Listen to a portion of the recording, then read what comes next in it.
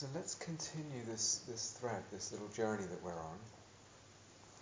And I want to talk now for maximum an hour, but it will be a little longer. So I want to pursue this a bit deeper.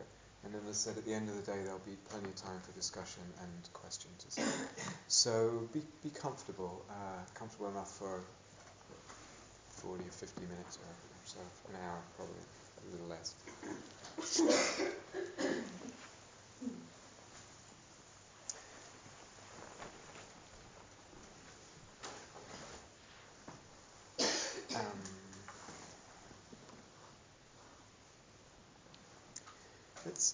When we talked about blame, in a way we're talking about a lot of self, the way the self, particularly either this self or another self, gets constructed, gets solidified and built up.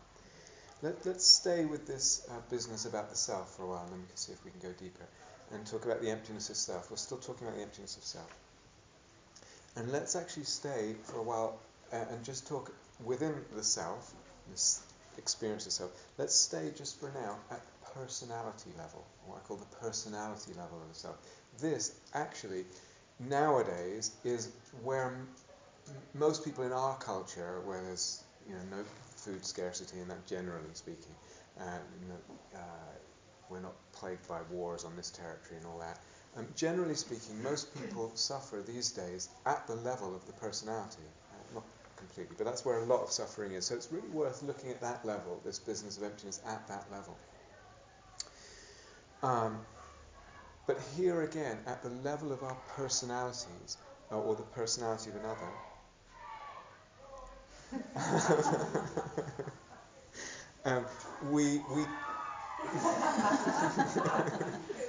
we tend to construct and crystallize, if you like, self-view. So either this self or another self, we construct a view of what our personality or the personality of someone else is like, gets built up and gets solidified, and then we get stuck with that a little bit. So for example, when we talked about blame, if you like, there's a situation, something happens or doesn't happen, and then we point the finger of blame, and out of that can come a more pervasive conclusion, a more continuous conclusion about how I am. I blame myself, and it kind of starts encrusting more constantly about how I am, how my personality is, my defects, etc., or another person. And blame can start encrusting into shame, something more continuous, just feeling bad about who I am and how I am, not just for one event. So then we're in the whole area of how do I tend to define myself? What are the self-definitions that I walk around with, or the ways I tend to define someone else? I am this kind of person, I am that kind of person, I'm an angry person, I'm a failure, I'm a damaged person, I'm a whatever it is, Some of them have some truth to them, some of them really, another person would say, not true at all. Many of these are actually quite painful. Something like I'm a failure is just a painful self-view. There's no way around it. Carrying around that kind of self-definition is painful. Sometimes, though, we carry around a positive self-definition, but that also is kind of painful. It's a kind of a prison. I'm fixed then in this view, and somehow I have to keep pumping it up and keep protecting it, and someone might not agree with me, and then we get into a bit of a thing. So even a positive self-view actually in the long run works as a prison. It might be that I need to develop a positive self-view maybe as a stage, but eventually even a positive self-definition will be a limitation. I will feel it as a constriction. So some of these self-definitions, whatever, there's a whole, obviously, kind of whole range possible. Some are obvious. It's clear to us how we're defining ourselves or another. Some are really not that obvious, and oftentimes we don't even realize that we're carrying these self-definitions, that we're binding ourselves or another in a self-definition. We don't even realize that they're going on, and they're still operating, and they're still constricting, and they're still limiting. Sometimes these self-definitions, we realize they're there because we repeat them to others. And you can, we repeat them to ourselves. The internal dialogue, the internal chatter is saying, I'm a failure, or you're a failure, or whatever it is, or you're this, or you're that, to oneself. Sometimes they're more non-verbal, they're sort of imbued in the being in some way that's not actually verbally manifesting that obviously. Sometimes they're visible more because we say them to others, not so much to ourselves, but that's what we find ourselves describing ourselves to others. And sometimes they're visible because they come out in the roles that we tend to take up within, say, a group dynamic or a little social scene or something. I always tend to end up being the one that people laugh at, the sort of clown, a bit of a loser, or whatever it is. And so the self-definition is manifesting through the role that I find my way to again and again, or the behavior. And sometimes these are so subtle. Can you hear okay at the back? Yeah. Sometimes these are so subtle that it's only when they shift and we move out of those kind of self-definitions for a minute, half an hour, a day, some months, or for the rest of our life, that we actually realize they've been operating in the first place. They're so entwined in the being and so sort of our habitual mode that we don't even realize they're working in us. Many problems come out of this, many problems, many constrictions, but one of them, similar to what I said this morning, when there's a kind of pervasive self-definition, is pervasive binding, it will tend to influence the perception. So I feel that I am a certain way, and then based on that self-view, that self-definition, I tend to look at experience, at the world, at my existence, at my story, and at myself through the lenses of those self-views and self-definitions. You understand? I'm a failure tends to shape my perception and certainly colours it darkly, doesn't it? I'm a failure, I tend to see things darkly. I'm a failure, I tend to find evidence for my failures. You understand? It programs perception. So that I focus on the negative and it programs perception to gives it a dark tint, for example. And then I'm gathering evidence, so-called, or so it seems, for what a failure I am. And guess what? That goes back in the consciousness and programs perception more. And the whole thing either snowballs or just gets locked into a self-perpetuating, seemingly self-evident view of things. You understand? Okay. So this is a problem. This is dukkha. This is dis-ease, dissatisfaction, unhappiness, imprisonment. So what to do about all this? Well, one thing that can come powerfully to our rescue is actually something very simple, and that's just the sustaining of awareness, the continuity of mindfulness. So this is a real gift here, because if I just start sustaining mindfulness, I start to see, it starts to become evident the absences, the times when that quality, whatever it is, let's say I'm an angry person, that's me, I'm angry, I've got this problem with anger, or whatever. You start to see, well, there's lots of times when anger isn't there, or lots of times when I didn't fail, or whatever it is. Of course, it might be positive. I say, I'm a really kind person, I'm a really genuine person, and you start to see, well, there's lots of gaps in that, times when I wasn't so genuine, or whatever. And conversely, through the continuity of mindfulness, the opposites of this, whatever I'm defining myself, they start to become evident. So that if I think I'm not very kind, I start to see moments when there is kindness. So absences and presences of the thing and its opposite, the quality and its opposite, start to become more obvious through the continuity of mindfulness, the continuity of awareness. It's like the lie cannot stand the scrutiny of a closer and more continuous awareness. And we start to see this self-definition is not really ultimately true. It has lots of gaps in it. It doesn't really hold water. It doesn't really stick together. And it's not through doing something like that, through keeping the mindfulness more constant like that over a period, that then I go to the other extreme and just replace a negative self-definition with a positive one, because that too starts to begin to puncture. Sometimes people practice affirmations and that sort of thing, and that can be a helpful stepping stone. But eventually, as I said, that too will become a prison. And if you practice just a more constant mindfulness in a period, a limited period, you don't tend to lock into more positive definitions either. So how might one practice this?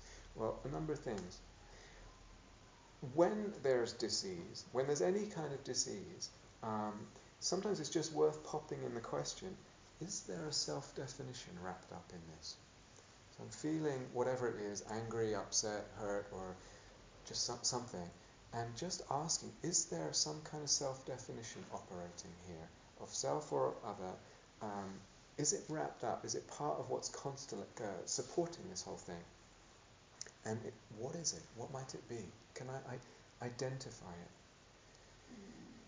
But secondly, what's really possible is over time, beginning to pay attention at this level in the being, into this whole area, and beginning to be aware of, well, what are the self-definitions that I tend to constellate?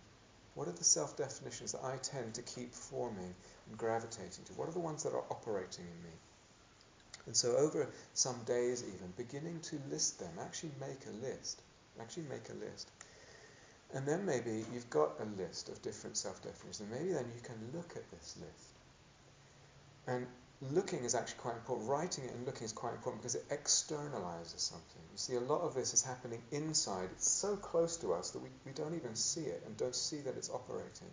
Once you've written it down, and then it's externalized, and you've got more space. It's something on a piece of paper that you can have a perspective on, whereas here or inside it's hard to get a perspective on.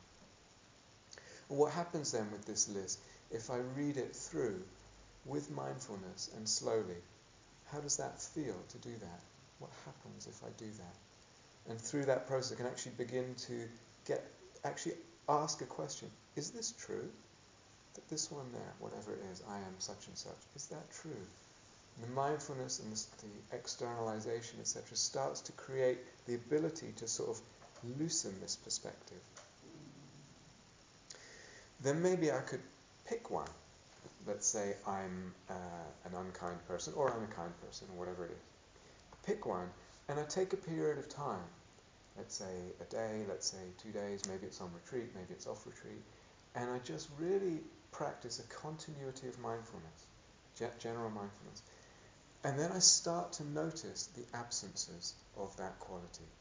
If I think I'm kind, I'll see moments where that is not what arises. If I think I'm unkind, I'll see moments where that's not true either. I start to see the opposites manifesting as well. Very, very simple practice, very simple. And notice what it feels, how it feels to do that. Some space is coming in where there was no space before. Some doubt, some helpful doubt is coming in. Some questioning is coming in where there was no space, no doubt, no questioning. We're loosening the prison. We're elbowing some more room in the tight binding of self-definition. Very, very simple, but actually really helpful. Really helpful. So this is maybe the second practice we're talking about today. This kind of questioning of self-definition that I've just described is actually a really good place to start if you're interested in following this thread of emptiness deeper and deeper. Why? Because similar to some of the stuff I was talking about this morning, is that sometimes when people hear about emptiness and a person said, oh, I feel uneasy, or there's fear and that kind of thing, and it feels too much to take it all on. You just start where the dis-ease is, where the dukkha is, and something quite simple, and just beginning to unpack that, beginning to pry it open, and really important, feel the freedom there. Feel the freedom when it opens. That gives me confidence. I've seen this much emptiness, okay, that feels good. Maybe that next little step will also feel good. I can trust it. So it's a really good place to start.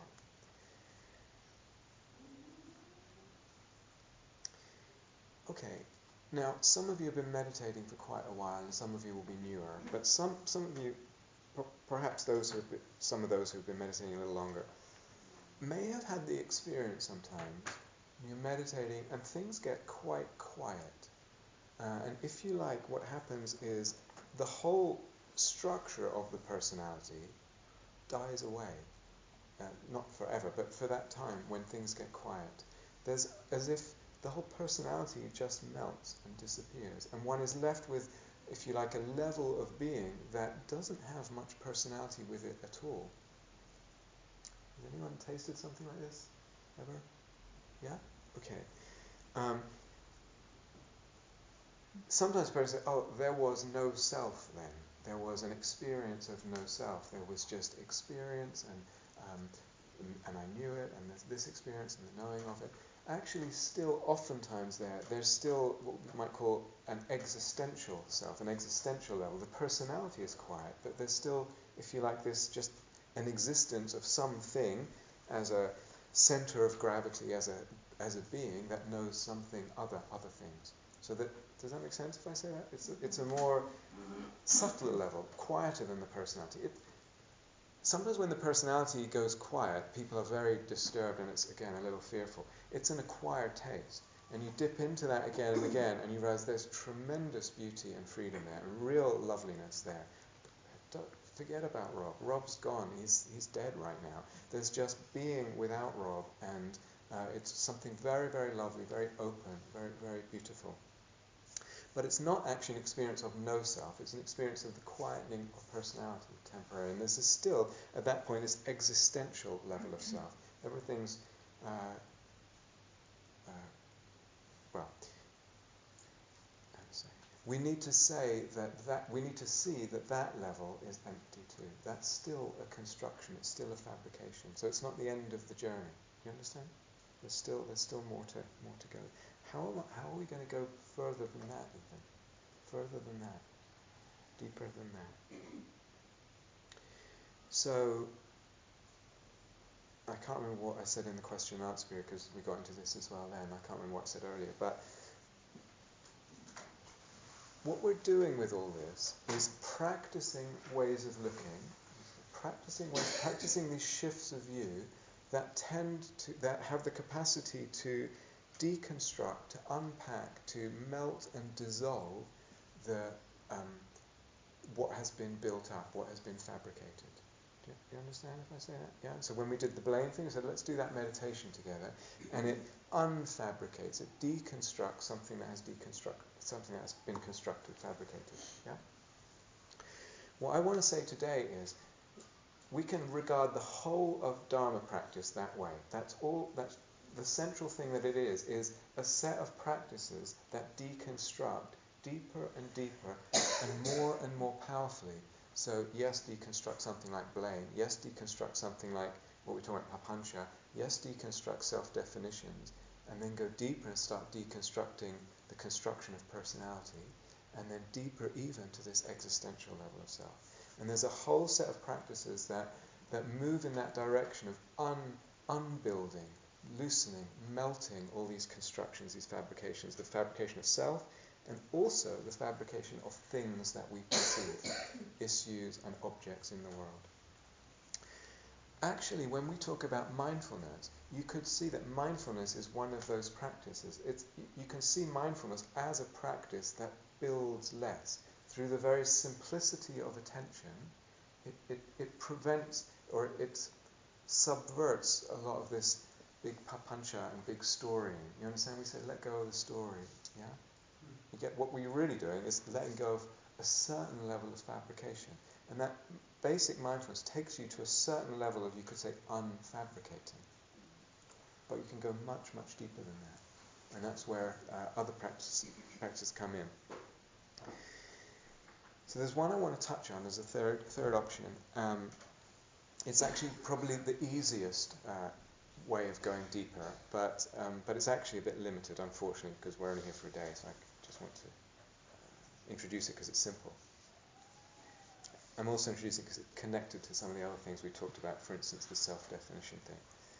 But that is the contemplation of impermanence, the contemplation of change and impermanence. So what do I mean by that?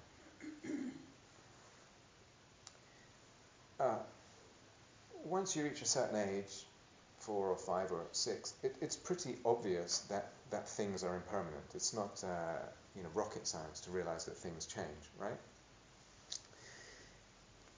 What, though, if we sustain a way of looking that tunes into that changing nature of things, that actually seeks it out and again brings attention to the change, the flux.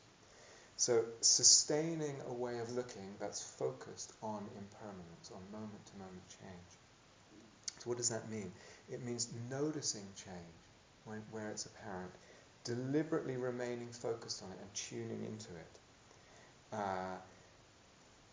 Again and again, coming back to that, staying with the sense of change, the perception of change, the flux, the birth and the death of experience, the shifting of experience, the dance of it, the textures moving, the fluidity of things. That's what, not the breath, not the metta, not anything else, that's what you focus on. Coming back and back to the sense of change. Just as fast as it's revealing itself, you come back to that sense of fluidity in the texture of everything. So listen. This sound, I'm going to hit it, and you can focus on the sound and see if you can hear the fluctuations, the fluidity, the sense of change in the sound itself.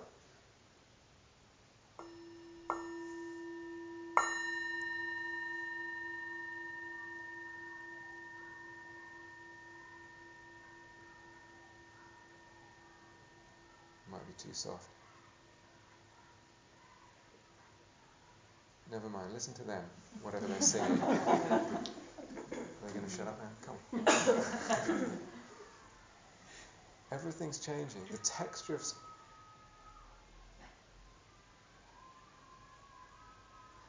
changing. It's music. Can you hear the shifting patterns of sound? Even my voice right now, shifting patterns of sound. So you're putting on lenses that are really interested just in change. In this case, in one sound that's happening.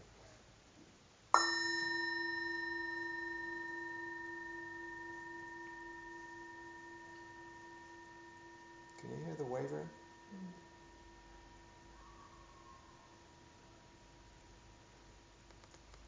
Now, if we do it with the bell or with them out there, there's a kind of narrow focus here. You're taking one sound, one object, and focusing into it very narrowly.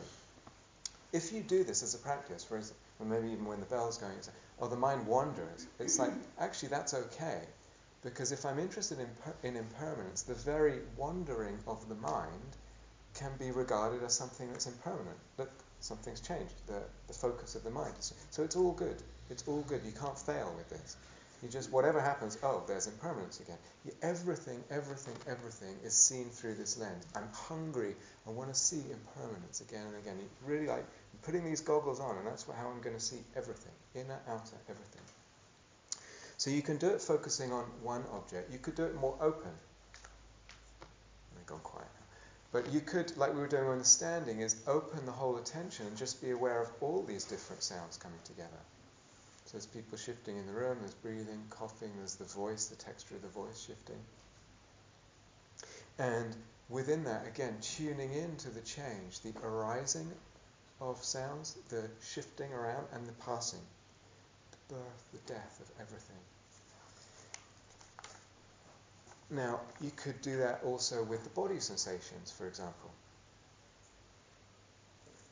There's a place somewhere here, right about where your jawbone curves, somewhere. And put your index finger there and press, and there's a place that hurts a little bit. What it's doing is just giving us some good, clear sensations to find. You found it? It's kind of an interesting point. And if you just keep it, don't hurt yourself, but if you just keep your finger there and actually tune into the sensations, you say, there's a kind of throbbing to it. There's a pulsing, there's a flickering of those sensations. Can you feel that? It's the impermanence, it's the flux, it's the fluidity of things. Yeah? You could pay attention to your hands right now. Be aware of the sensations in the hands. Just all kinds of, hard to describe, like flickering pins and needles, kind of. Can you feel that? Maybe it's easier if you open the palms. It's quite delicate. You're tuning into something. Maybe in the fingers and that. Yeah? Can you feel? Yeah. You could open to the whole body, as we did a couple of times today, and actually open to the whole dance of flickering and fluid flux of sensation in the whole body. You could do it with taste. Interesting thing to take a meal and really pay attention to the dance, the flux, the change in the sensations of taste through the meal. You could do it obviously with smell. You could do it with sight, which is interesting. So again, what if you just, as you're looking at me, is that just see this as changing visual field, changing impressions in the visual field. It's not usually how we tend to look at things. It's a different way of looking. Yeah? Do you get what I'm saying? It's just change. And actually, even if you hold something steady, you can be aware of a very subtle sense of shifting.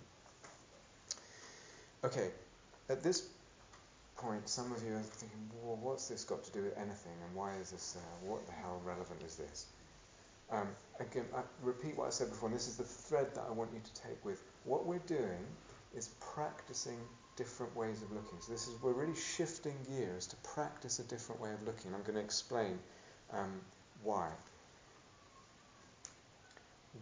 If you took this, what I'm suggesting now, this contemplation of impermanence, this focusing on it, and you actually took it and you did it as a practice, you took it and did it, you will probably find that as you do it, you start to feel quite free and quite open. Strange. When I start to see the fluidity in things, something lets go. I don't have to tell myself to let go. I don't have to tell myself to relax and release clinging. The very seeing of the fluidity, something organically in the being starts letting go, and that starts feeling quite free. I'm letting everything come and go, focusing on the change. And a very lovely sense of freedom or relief or peace or spaciousness or release starts arising.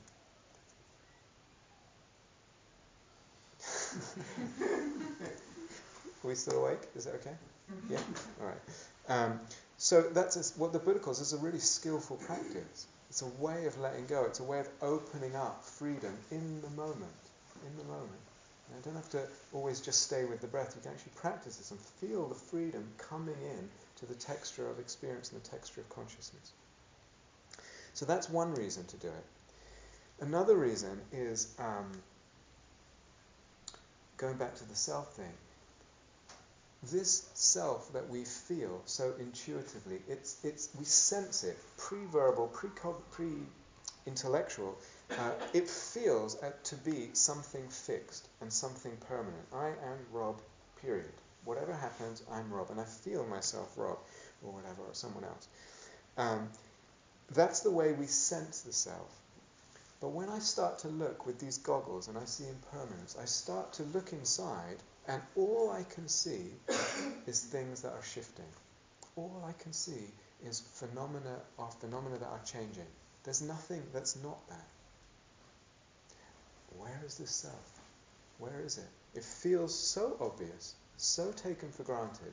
I put these goggles on, and I look closer, and I keep looking, and I keep looking, and lo and behold, I start to realize it's an illusion.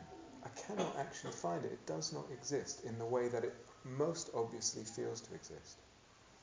Yeah? You have to see this. That's why I call it way of looking. It's not a way of thinking or a nice intellectual philosophy or something. It's a way of looking. I start to engage these ways of looking, and they start to palpably make a difference. Remember going back to this morning, saying we typically have ways of looking, and the self-sense tends to solidify and cause problems and cause disease.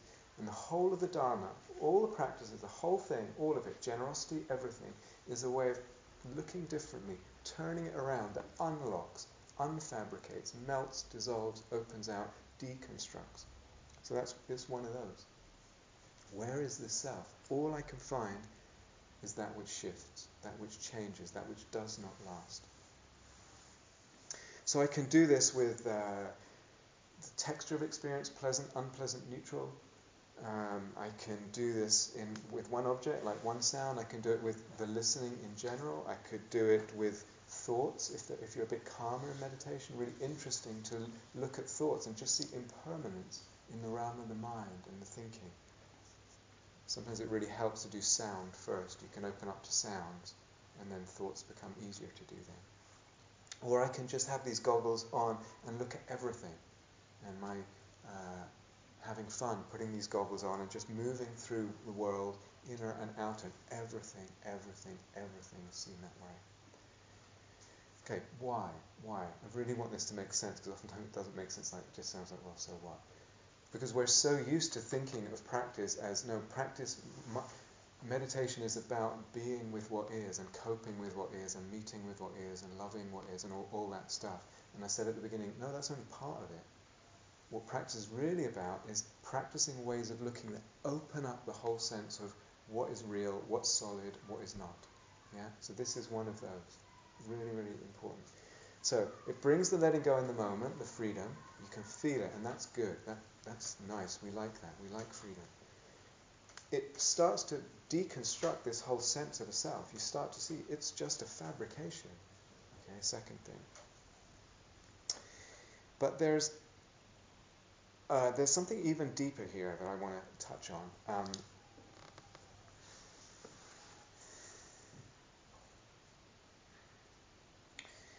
The Buddha has this teaching of the aggregates, the khandhas or skandhas in part. How many people have heard of that? Okay. So what that is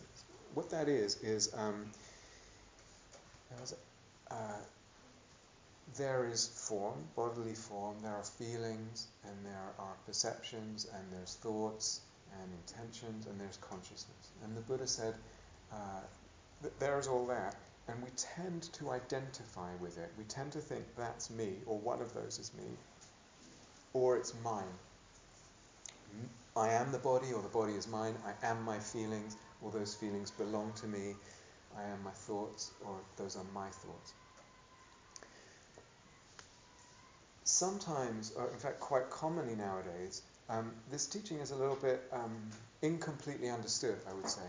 And it's taken to mean something like, the Buddha was saying, there is no self, there's no personality. What there is a process of aggregates. There's just the arising of consciousness, knowing something, a thought, a perception, and there's just this rolling through time without any real owner. And that's the Buddha's teaching on no self. But I would say that's not quite it yet. That's not quite the full depth of things. So this kind of sense, as I said earlier, the personality dying down, and there's nothing left but this impersonal process, can feel eventually very beautiful. Sometimes it's a bit freaky at first, or feels a bit strange. But eventually feels very beautiful. But still, it's only a level. It's only a level of deconstructing. And we can go deeper than that. So that's what I would call a kind of reductionist view. Say, Steve doesn't exist. Steve is just a process in time of these aggregates, like some kind of machine trundling on. That's a reductionist view of Steve. Maybe he likes it, maybe he doesn't like it, but it's actually not ultimately true. It's a reductionist view. It's not ultimately real. It's not a final reality. It's a helpful way of looking at one level, and we can go deeper. It's not the full mystery of what's going on.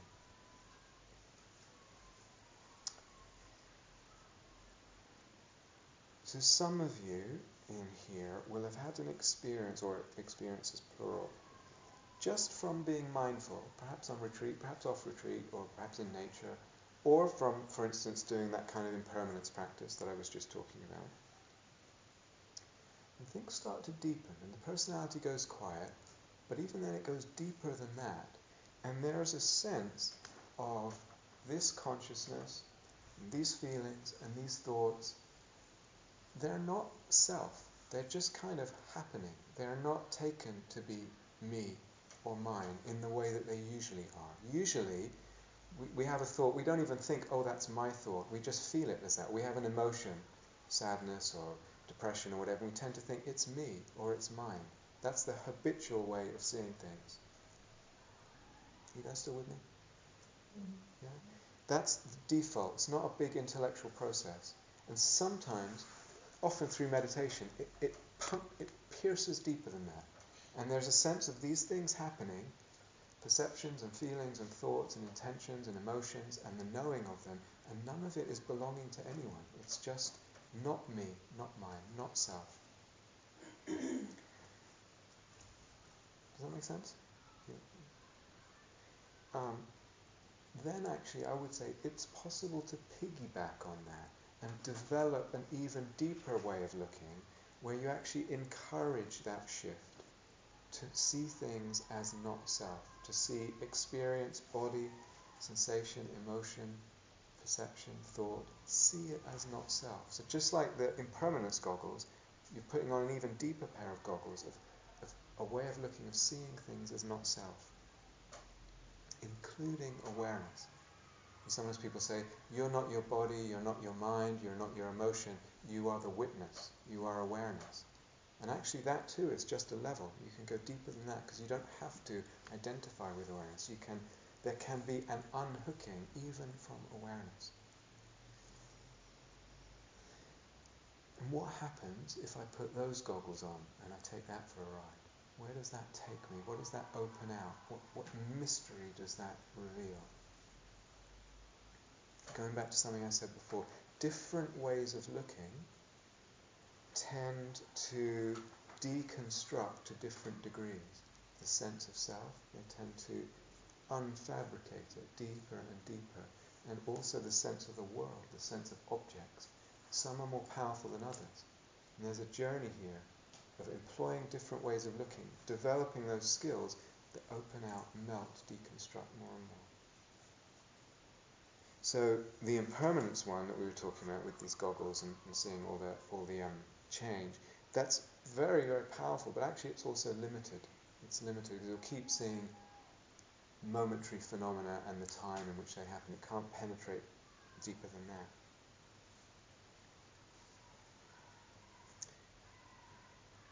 But having said that, let's dwell a little more on that one because it is the simplest one, these goggles of impermanence. We start to see, when you do that, just like with the self-definitions, you start to see the holes or the gaps in things. You start to see, this is not quite as solid as it seemed. So for example, in the self-definition, I think I'm a grumpy person, and I start to say, well, there's plenty of times I'm not grumpy, or whatever. But also with objects of perception. So for example, the weather, or an emotion. So for example, sometimes we have sadness, let's say, or a feeling of depression, and we get afraid of that feeling, and we'd rather go somewhere else and distract ourselves, because our assumption about it is that that emotion is something very solid, and we're afraid, we're scared of it, so we avoid it, or we have a drink, or we go to the refrigerator, or we turn on the TV, because I say, I don't want to go into that solid, I don't want that assault of that solidity, that heaviness. Do you understand what I mean?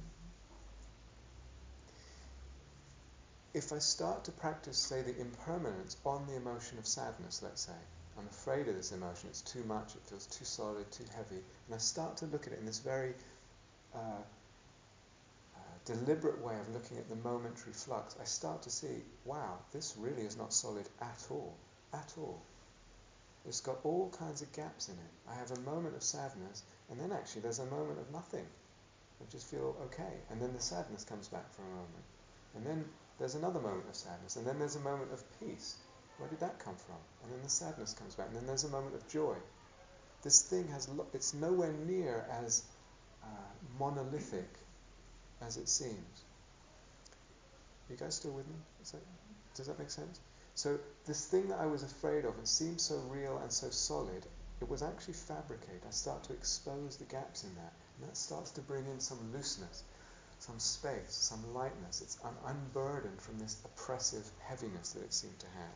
Well, the same with weather. We hate the weather, and today's lovely, but it's rainy, or it's what a drag. It's lots of little moments with gaps in. So again, it's deconstructing something, not to say that that's the reality of things, that would be reductionist, but it's a different way of looking, and that can bring some freedom.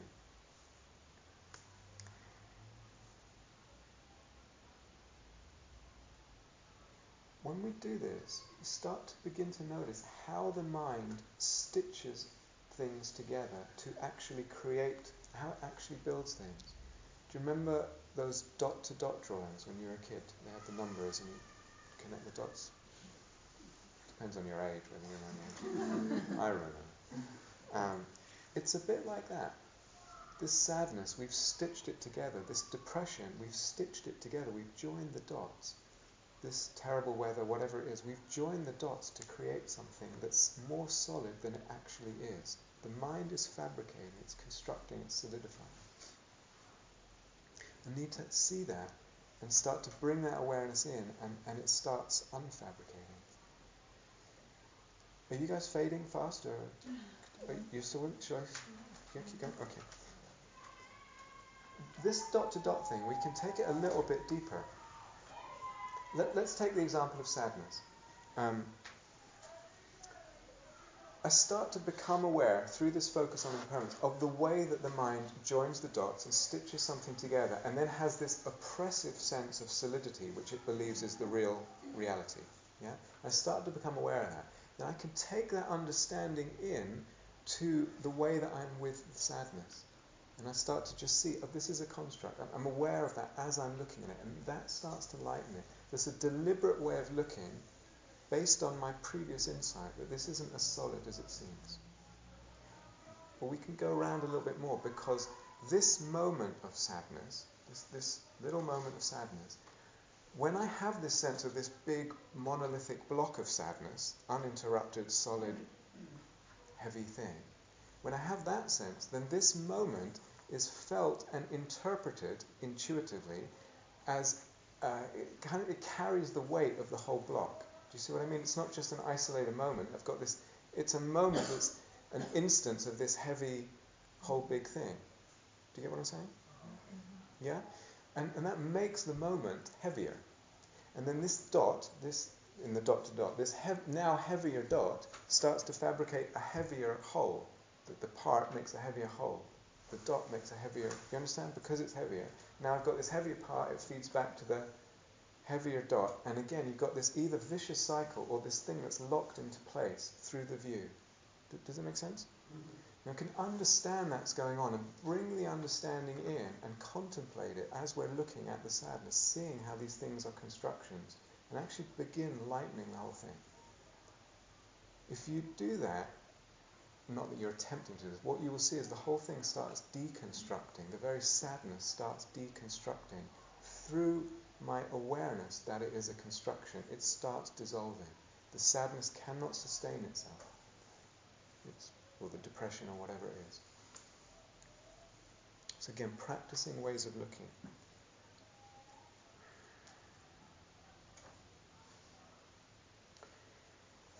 So again, to repeat this big principle, what we're really doing in one way of looking at one way of understanding what we're really doing in the whole of practice and the whole of meditation is that we're practicing ways of looking that unsolidify, that unfabricate, that loosen, that open, that lighten, that melt, that dissolve, that deconstruct what has been built. That's what meditation, that's what the whole path is. We have a tendency to have ways of looking that solidify and construct, cause more problems. That's the tendency, and we're finding ways to have the opposite effect. And that's the whole of practice. We have ways of looking typically that build self, build dukkha, build problem, build disease, build solid seeming real things, and we're practicing the opposite in many different ways. And that's why, at the beginning of the day, I said, emptiness is fundamental. It's absolutely fundamental in terms of you can see the whole of practice as this is what we're doing. We're deconstructing, we're lightening. Do you get what I'm saying?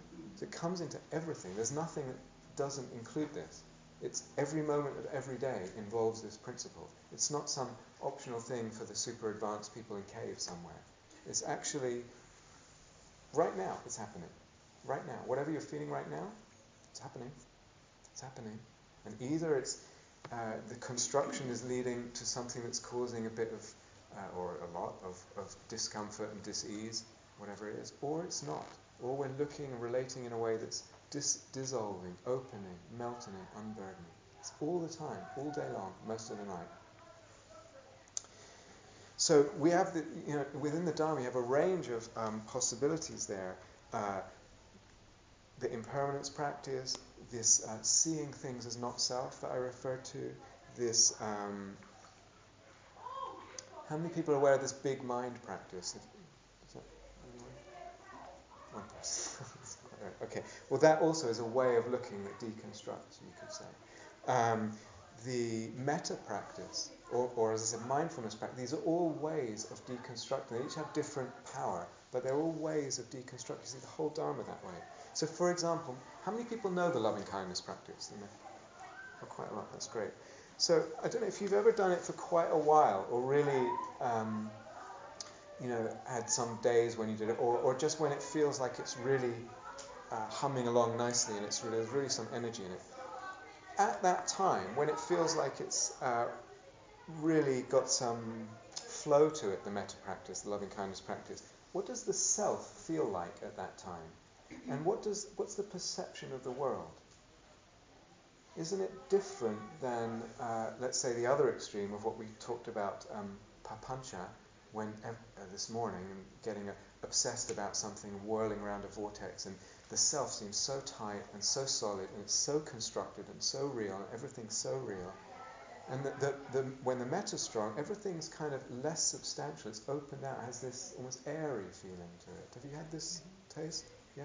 And then somewhere in the middle of that spectrum is just our normal state of consciousness, neither particularly obsessed in a vortex, nor particularly light. So you've got metta, normal state of consciousness, papancha. Do you see what I'm saying? In terms of the perception, the sense of the self and the world. So there's a spectrum.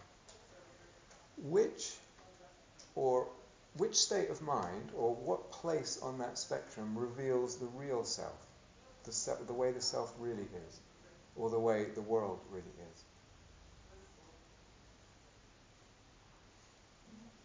Is there such a thing? Okay, that's one. Yeah, anyone want to? I mean, is the world just a fixed, but really Yeah. is the self? Yeah. Okay, so that's what I'm getting at. It's not precisely. Yeah. So there is not such a thing. In other words, we move up and down on that spectrum, and as meditators, we're privileged to extend that spectrum in the lovely direction. But basically, we still move.